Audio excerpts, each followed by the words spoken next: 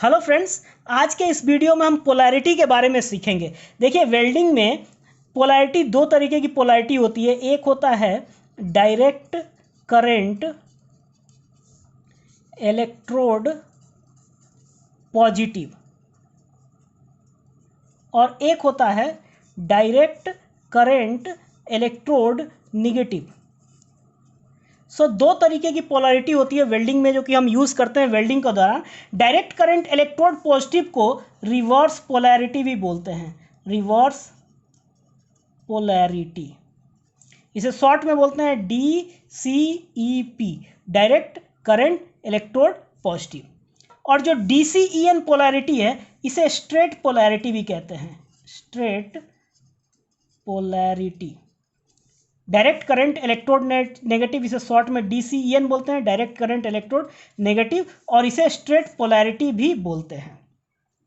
तो फ्रेंड्स, इन दोनों के बीच में क्या डिफरेंस है वो मैं आपको बताता हूं। देखिए, कोई भी वेल्डिंग के लिए एक पावर सोर्स की जरूरत पड़ती है। ये हमारा अगर वेल्डिंग का सर्किट है और ये पावर सोर्स है, तो देखिए पावर सोर्स होगा। पावर सोर्स से दो टर्मिनल्स निकलेंगे, दो टर्मिनल्स निकलेंगे। एक टर्मिनल को इलेक्ट्रोड में कनेक्ट करते हैं, एक टर्मिनल को वर्कपीस में कनेक्ट करते हैं। अब फ्रेंड्स, होता क्या है, जो पावर सोर्स का आउटपुट होगा या तो AC में होगा या फिर DC में होगा। AC होता है अल्टरनेटिंग करंट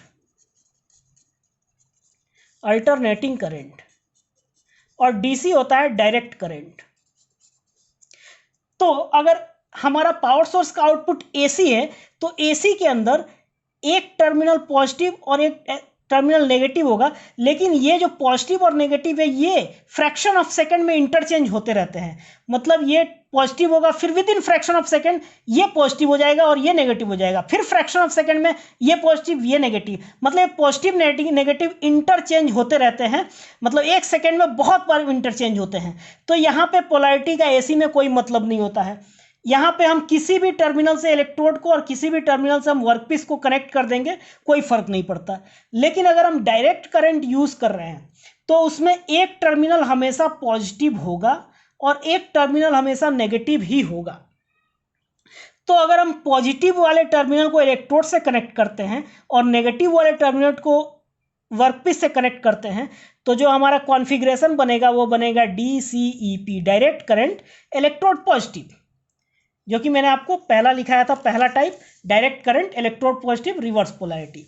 और अगर हम इसका उल्टा कर देते हैं, मतलब इलेक्ट्रोड को नेगेटिव में कनेक्ट कर दें और वर्कपीस को पॉजिटिव में कनेक्ट कर दें, तो जो कॉन्फ़िगरेशन बनेगा वो बनेगा DCEN, direct current electrode negative. यहाँ EP और EN से आप समझ सकते हैं। EP इलेक्ट्रोड पॉजिटिव मतलब इलेक्ट्रोड पॉजिटिव में लगेगा, और EN इलेक्ट्रोड नेगेटिव मतलब इलेक्ट्रोड नेगेटिव में लगेगा।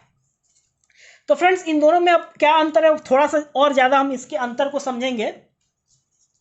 देखिए, जैसा कि आप जानते हैं, इलेक्ट्रॉन्स, किसी भी इलेक्ट्रिक सर्किट में इलेक्ट्रॉन्स का फ्लो होता है। तो वेल्डिंग के दौरान ये पूरा सर्किट कंप्लीट हो जाता है और इसमें इलेक्ट्रॉन्स का फ्लो होता है। तो इलेक्ट्रॉन्स हमेशा नेगेटिव से पॉजिटिव की तरफ मूव करता है। तो अगर DCEP कॉन्फ़िगरेशन है तो हमारा जो वर्कपीस होगा, ये हमारा वर्कपीस है, मैं लिख देता हूं एक बार, वर्कपीस, और ये है इलेक्ट्रोड। तो जो वर्कपीस होगा वो नेगेटिव होगा और इलेक्ट्रोड पॉजिटिव होगा। तो यहाँ वर्कपीस से इलेक्ट्रोड की तरफ इलेक्ट्रॉन्स का फ्लो होगा। इलेक्ट्रॉन जो फ्लो करते हैं उसका काइनेटिक एनर्जी बहुत ज़्यादा होता है, मतलब बहुत हाई स्पीड से फ्लो करके इलेक्ट्रोड के टिप पे स्ट्राइक करेंगे। तो इसमें क्या होता है, 2/3 ऑफ द हीट या 70% जो हीट है जो जनरेट होता है वो इलेक्ट्रोड के टिप पे जनरेट होगा, कॉन्सेंट्रेट होगा। और जो 1/3 हीट होगा वो 30% रेस्ट ऑफ द हीट वो वर्कपीस पे कॉन्सेंट्रेट होगा। तो ये तो हो गया जब अगर DCEP कॉन्फ़िगरेशन होगा तो। लेकिन अगर हमने DCEN कॉन्फ़िगरेशन रखा है, DCEN, तो क्या होगा, इलेक्ट्रोड हमारा ये नेगेटिव टर्मिनल होगा, ये मान लेते हैं अब नेगेटिव टर्मिनल, और जो वर्कपीस और पॉजिटिव से हो जाएगा। तो इलेक्ट्रोड नेगेटिव है तो इलेक्ट्रॉन्स का फ्लो अब इलेक्ट्रोड से वर्कपीस की तरफ होगा। तो अब हाई एनर्जी इलेक्ट्रॉन्स जो है अब वर्कपीस से टकराएंगे, तो ज़्यादा हीट जो है वर्कपीस पे कॉन्सेंट्रेट होगा। मतलब 2/3 जो हीट होगा वो, जैसे 70%, वो हीट अब वर्कपीस पे कॉन्सेंट्रेट होगा, और जो 1/3 हीट होगा 30% बैलेंस हीट वो अब इलेक्ट्रोड पे कंसंट्रेट होगा। तो ये DCEN और DCEP की टेक्निकली जो डिफरेंस है। अब फ्रेंड्स मैं आपको कुछ वेल्डिंग के नाम लिखता हूँ। SMAW shielded metal arc welding, GMAW gas metal arc welding, इसे मिग या मैग वेल्डिंग भी बोलते हैं, मिग मैग, इसमें दो वेरिएंट होते हैं। और GTAW इसे टिग वेल्डिंग बोलेंगे। फिर प्लाज्मा आर्क वेल्डिंग PAW, फिर FCAW flux code arc welding. तो ये सबसे पॉपुलर आर्क वेल्डिंग मेथड्स हैं। Flux code arc welding, shielded metal arc welding, GMAW gas metal arc welding, GTAW gas टंजस्टन arc welding और plasma arc welding. अब मैं आपसे एक क्वेश्चन पूछता हूं कि इन दोनों में क्या समानता और क्या डिफरेंस है। या सवाल अगर मैं यूं पूछूं कि टिग वेल्डिंग या GTAW और FCAW, SMAW और GMAW, अगर ये चार वेल्डिंग लेते हैं तो इन वेल्डिंग में टिग में से इन वेल्डिंग में क्या डिफरेंस है और या फिर टिग से क्या समानता है। तो यहां पे क्या डिफरेंस है वो मैं आपको बताता हूं। FCAW, SMAW, GMAW ये जो वेल्डिंग मेथड्स हैं इनको जनरली DCEP पोलैरिटी में यूज करते हैं। जनरली, हमेशा नहीं, जनरली मैं बात कर रहा हूं। और जो टिग वेल्डिंग और PAW है इसे DCEN पोलैरिटी में यूज करते हैं। ऐसा क्यों करते हैं वो मैं आपको बताता हूं। देखिए, जैसे शील्डेड मेटल आर्क वेल्डिंग या GMAW या FCAW, इन वेल्डिंग में जो इलेक्ट्रोड होता है वही फिलर मेटल का भी काम करता है। फिलर मेटल का काम मतलब इलेक्ट्रोड का काम आर्क जनरेट करना होता है और फिलर मेटल जो वेल्डिंग ग्रुप है उसमें फिल होता है। तो सेम मेटल आर्क भी जनरेट करता है और फिलिंग भी होता है। तो यानी कि कहने का मतलब जो हमारा इलेक्ट्रोड है ये कंज्यूमेबल इलेक्ट्रोड है, मतलब वेल्डिंग के दौरान कंज्यूम होते जाता है, खत्म होते जाता है, मेल्ट होता है, फिलिंग होता है। तो हमारा देखिए 70% हीट इलेक्ट्रोड के टिप पे कॉन्सेंट्रेट होगा तो अच्छा है, जल्दी मेल्टिंग होगा और जल्दी वेल्डिंग होगा। तो उसलिए उस लिहाज से DCEP हमारे लिए अच्छा है।